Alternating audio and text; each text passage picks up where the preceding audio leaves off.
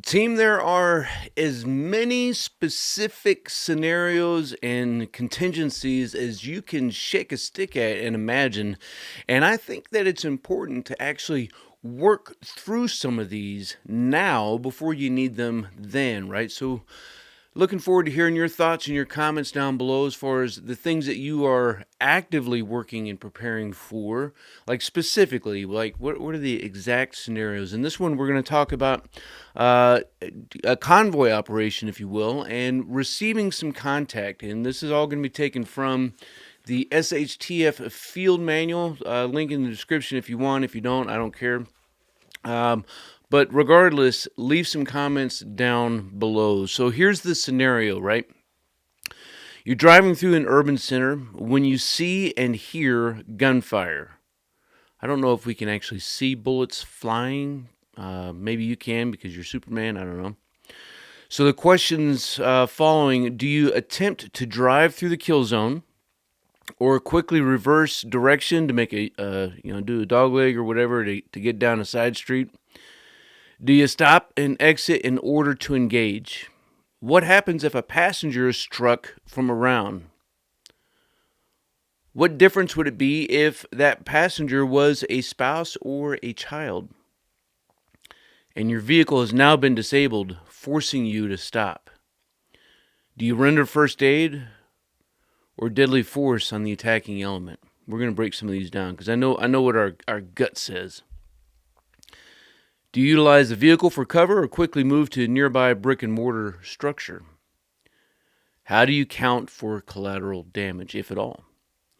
Will you remain at your position in defense, break contact, or transition to offense? When the fighting is over, what will your follow-on actions in regard to reporting the event to anybody? And I want to talk about that one too. So the scenario is, right, you're riding, going through an urban center, and you receive some contact. Now, our gut reaction would probably say to drive through that contact and drive through the ambush, get out of the kill zone, and to hell with it, right? There's no reason to get out of your vehicle to begin engaging if you can get out of the kill zone with minimal casualties or loss of equipment, right? Don't stop in a freaking urban center while you're getting freaking shot at. But what happens if your vehicle, well, and even before that, do you want to drive through or do you want to, turn around or take a side street or something? So it's obviously going to be situation dependent, and I hate to use that as a crutch, but you have to think on the spot: am I moving into a further contested environment? Like that's the immediate gut check, right? Am I being drawn into something, or am I being pushed back into something? Right? Either one could be true, and there's consequences to our actions that we may not even know or understand until it's all said and done. So that's something that we should be rehearsing, as we're driving to and from work. Maybe you live in an urban environment. You got high rises all around you or whatever. And you have your primary route, you have your alternate route. You know where you can take some dog legs. You know your area. If you don't get out and drive the side streets around your primary and alternate routes, you're doing yourself a disservice, because if a contingency ever happens where you are forced to get off of your path and onto the beaten path, if you will, you need to be able to know and understand exactly where all these roads go to, what the actual terrain is as you're driving through some of these side streets, so that you can know what to expect. But let's say your vehicle is rendered disabled, right? Now you have to take stock of who do you have with you? What do you have with you? Are you driving around without any means of self-defense? Maybe you're forced to do that. Maybe you work at a facility that says that you can't carry weapons, right? Maybe you work on a military installation, and you find yourself unable to freely and legally transport weapons back and forth, right? Not that you can't take weapons onto a lot of places, but a lot of people will choose not to because if it's not registered and you get caught, then now you got some felonies. Don't be a felon. Or maybe it's in the in-between times or whatever, right? I mean, there's all kinds of things out there. I'm not going to tell you if I pack heat while I'm driving, but I think you can probably figure that one out. So your vehicle's disabled. You don't want to fight from inside the vehicle. You have to get out. You have to know and understand where on your vehicle you have some means of protection, which is probably limited to just a couple areas, right? The engine block, axles. Depending on where the contact's coming from and the position of your vehicle as it relates to the incoming fire, you may or may not be able to efficiently use your vehicle for cover. So now you need to think, is there some place I can get to? Is there some brick and mortar I can go get behind? Is there some earth I can go get behind? Not a little tiny tree that ain't going to do you shit.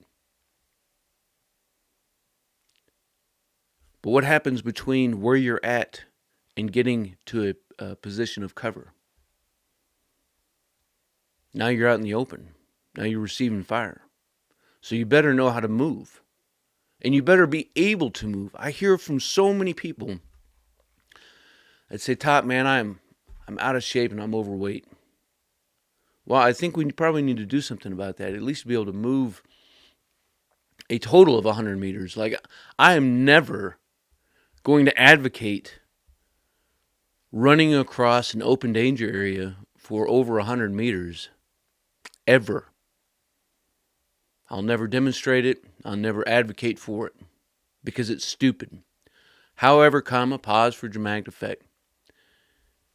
If you are required to move that 100 meters, you may need to move 10, 15 meters at a time.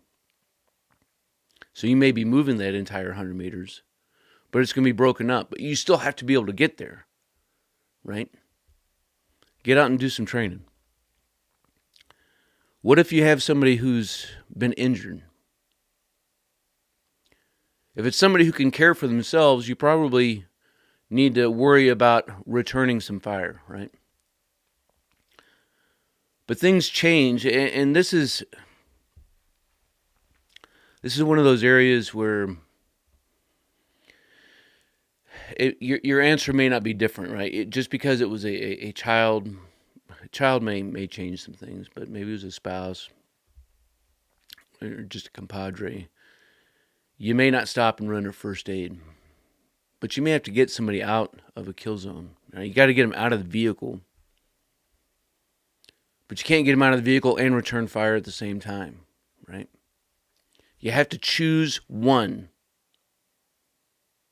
Are you going to return fire and try to suppress it, try to get them to break contact? Or are you going to get your injured child out of the vehicle? Like if it's a battle buddy, like, dude, get out. I can't take care of you right now. I need to take care of the threat.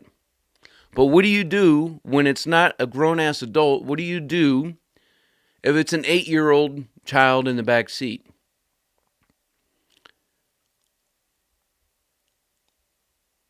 Do you accept the risk on yourself to help them? Or do you help them by returning fire? Let me know what you think down in the comments. As you're shooting, should you even be concerned about collateral damage? And like in this kind of scenario, this is kind of a SHTF wet dream unless you live in some bad neighborhoods already. But odds are probably not. After you, so defense, breaking contact, or offense, I would submit to you that transitioning to offense is probably not a good idea, right? I would submit that to you. Breaking contact and getting out of that kill zone is probably your number one priority, right? You can't just sit there in a dug-in trench warfare style position and wait till you go black. Which brings up another question, like how many rounds do you have, right? Do you just have a magazine with a few rounds? Is a pistol all that you have? Maybe you have a rifle, but you only have 3 magazines. Like there's only so much that you can do. So with only, like, because I know that you guys love all these gun tuber operator dudes who advocate 3 magazines. If that's you, you have like no choice but to break contact and get out of there, right? You don't have the means to be able to engage, break contact, and then engage again. It's just not going to happen. So let's say now you broke contact, and let's say you do have a rifle, right? And you're walking through the streets now, and you're carrying your AR. It's smoking hot. Smoking. What do you do then? Like, it doesn't necessarily have to be this crazy contested environment where law enforcement doesn't exist anymore. There was just a gunfight, and odds are, like, some form of law enforcement is going to exist in any and every single scenario. Unless you've gone full Mad Max, and then what the hell are you doing in the city anyways? So now you're moving through an area, you're dismounted, you have an injured 8-year-old, and a rifle or carbine or whatever that you have. How's that going to work out? Who knows, right? Probably going to get yourself in another gunfight. All kinds of things that we have to think about, right? But when that firefight is over, what are your follow-on actions? Like, your vehicle is disabled. Everybody's going to know when they run your plates in your van or whatever that you were the one in this vehicle getting into gunfights in the middle of a city. You didn't care about collateral damage, so you didn't care when some passerby got struck. How do you account for this? Do you attempt to call law enforcement that exists? Maybe it's just your sheriff's department or whatever.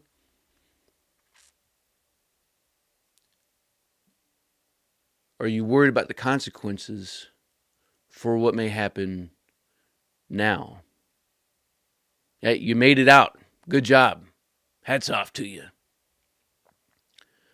But are you worried about the second, third order of effect? And if you are, I would submit to you that before you even, because let's be real, right? In this kind of situation, again, unless you live in frickin' Compton, and not that, I mean, I've been through Compton on accident. But unless you live in an environment where there is an extreme amount of gang activity, like maybe you live south of I-10 in El Paso, Texas, right? A little bit more gang activity down there than maybe on the west side, where all the yuppies live.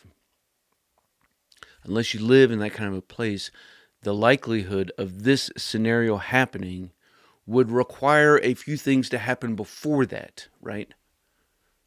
And that's, man, I'm telling you, team, take this event and then backwards plan what it would take to get to this event.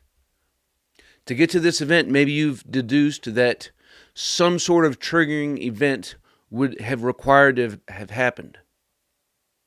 So if that's the case, why are you there in the first place, right? You got to answer that question first. So team, we'll keep this one short. Looking forward to hearing your thoughts and your comments down below about how to react to small arms fire during a convoy or mounted movement. I appreciate you guys.